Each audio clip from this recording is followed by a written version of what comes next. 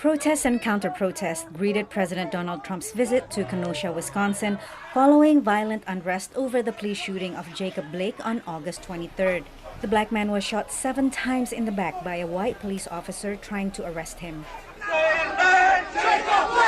Defying statements from the Kenosha mayor and Wisconsin governor, who say the president's visit will trigger more racial tension, Trump toured a business area burnt down during the unrest.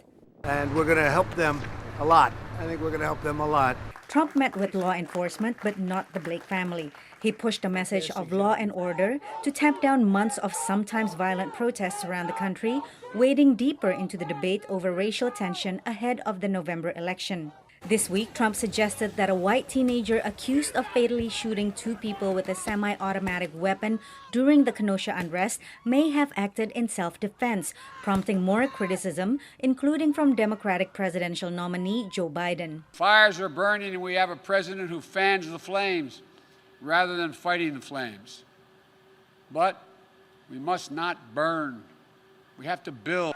Trump blamed Democrats for enabling the violence, which he called domestic terror. Reckless far-left politicians continue to push the destructive message that our nation and our law enforcement are oppressive or racist. The president's response to racial unrest is becoming a key election issue, with some research suggesting it may motivate black voters to come to the polls. But despite the Trump campaign's laser focus on law and order, ultimately it may not change many minds. Support, particularly among whites, for the protest movement has declined somewhat, but in a highly polarized country, Trump's base of support is stable, Biden's base of support is stable, and we're just not seeing that much movement despite news events. Still, the Trump campaign is making an appeal to white suburban voters concerned by the violence, particularly in swing states such as Wisconsin.